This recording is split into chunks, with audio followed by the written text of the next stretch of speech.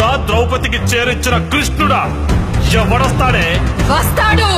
ఎవడో? దేవుడు. దేవుడా?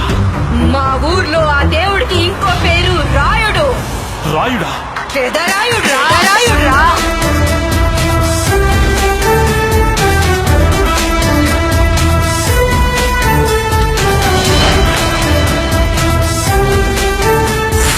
అసలేంటే మీ ఆడాళ్ళ గొప్పతనం?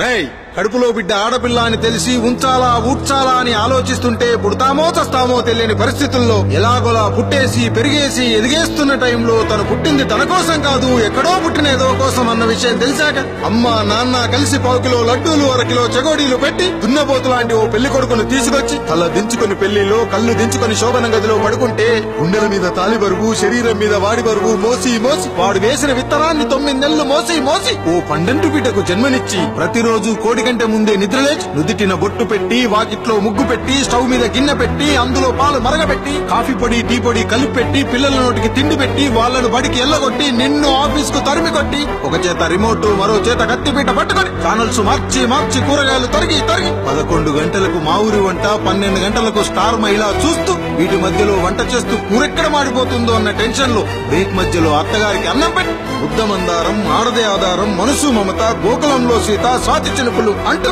పగలు రాత్రి తేడా లేకుండా సీరియల్లో సమస్యల్ని తన సమస్యలుగా భావించి బరువెక్కిన గుండెతో అలిసొచ్చిన భర్తకు గుప్పెడంత మాడిపోయిన ఉప్మా పెట్టి అప్పుడు తిని పడుకుంటుందిరా. అదిరా ఆడదంటే.